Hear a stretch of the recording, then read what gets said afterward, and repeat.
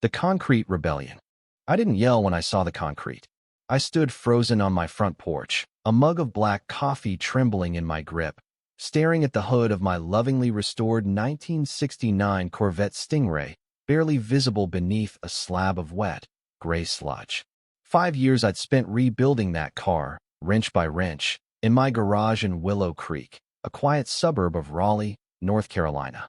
Now it was entombed in my driveway, the concrete poured in the dead of night while I slept. A note, sealed in plastic, was taped to my mailbox. Not a friendly reminder about lawn clippings, but a cold, typed declaration from the Willow Creek Homeowners Association. Unauthorized vehicle storage.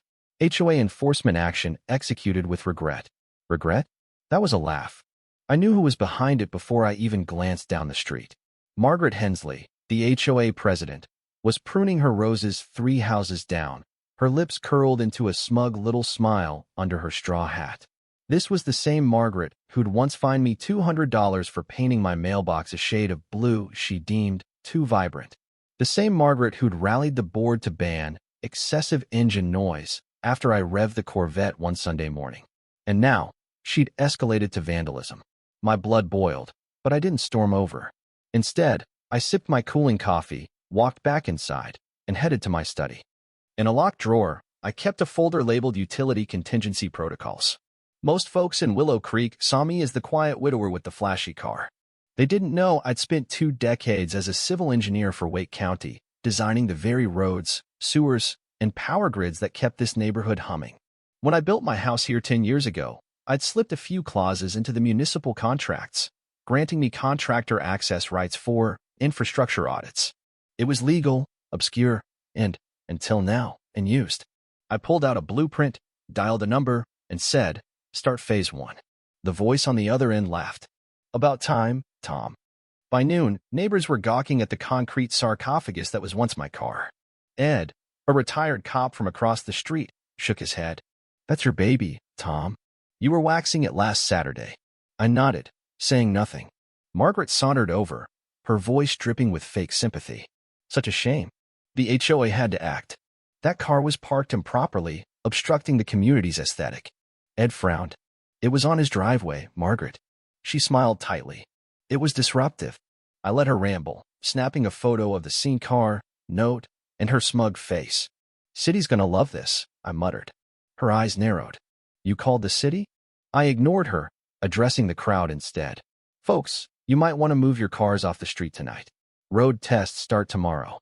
Margaret scoffed. "What tests?" I turned, meeting her gaze. "Water lines, pavement stress, safety retrofits. You know, the usual." By dawn, construction crews rolled incons, backhoes, and a flatbed hauling survey gear. The HOA board, minus Margaret, who'd gone oddly quiet, demanded answers. I handed them a 50-page permit, signed by the county, authorizing me to inspect and modify infrastructure for public safety. Margaret tried to argue that the concrete wasn't an emergency. I listed 12 ways her stunt could destabilize the drainage system. She yelled. I pointed to the jackhammers tearing up the road by her house. Within hours, Willow Creek's main road was a maze of detours, forcing residents to loop past the community dumpster. Delivery trucks struggled. Sprinklers sputtered. Water pressure dipped. Margaret's only defense that she was protecting aesthetic standards crumbled when folks realized she'd destroyed private property. And I was just warming up. I knew every pipe, every cable, every weak spot in this neighborhood. I designed them. If Margaret wanted war, I'd give her a masterclass in control. That night, I stood by the barricades, coffee in hand, watching neighbors navigate the chaos. Margaret peeked from her curtains, phone to her ear, probably begging some lawyer to save her. It wouldn't help. She was fighting on my turf. The next day, I escalated. Crews dug up the water main by the community center, testing lines that served half the board's homes. One board member, Carl, stormed over, red-faced. "This is harassment, Tom." I handed him a laminated permit and nodded to the county inspectors nearby. Carl retreated, defeated. Residents started whispering. Linda, a nurse who lived 2 doors down, asked if the repairs were serious. "Not yet," I said, "but they will be if we don't address what's broken." She paused, then whispered, "Did Margaret do that to your car?" I nodded. Her face hardened. "I voted for her. Thought she was just picky, not cruel. By afternoon, Margaret emerged, clutching a binder of HOA rules like a shield. She screamed at the crew chief, "This is private property." He pointed to his permit. She turned on me. "This is abuse." I raised my coffee mug. "So's burying someone's car, but we'll even out." That night, I rerouted all deliveries Amazon, Uber Eats, everything to a pickup point 4 miles away. A few keystrokes on a system I'd built for emergency rerouting did the trick.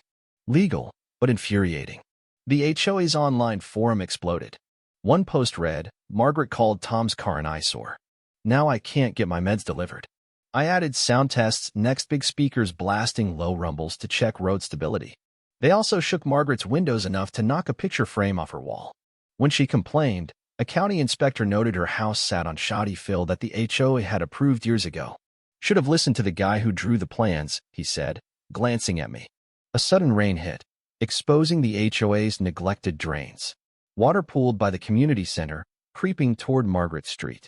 When the board begged for help, I waited 40 minutes before replying. Issue noted. Contact the county. The county's response. Audit in progress. Stand by. I'd warned them years ago about cutting corners on drainage. They'd laughed. Now their driveways were swamps. Margaret tried a bold move, hiring an out-of-town crew to repave my work zone overnight. My ground sensors caught them. County trucks arrived in 20 minutes, finding the crew and citing Margaret for tampering. Her tantrum in the street screaming about restoring order was pure theater. Then she called an emergency HOA meeting, plastering flyers everywhere. I sat in the back, silent. Residents praised my fixes: potholes gone, drains working. Margaret snapped, accusing me of manipulating them.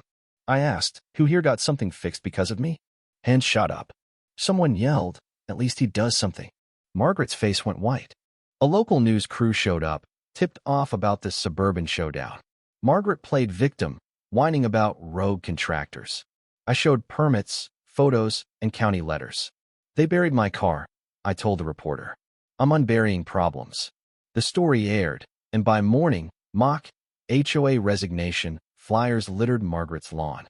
She tried suing me for harassment. In court, I brought every document, photo, and video. The judge stared at her. "You destroyed his property, and now you're suing him for following the law." Case dismissed. Back in Willow Creek, folks demanded audits of their properties, suspecting more HOA neglect. Margaret's allies quit the board. A petition to dissolve the HOA gained traction. I didn't start it, but I didn't stop it. My final move was rezoning a road by Margaret's house as a permanent test zone. Noise, cones, and detours became her daily reality. When a sign went up, "Caution, long-term infrastructure analysis," she lost it, screaming at cars. Someone filmed it. The video's title?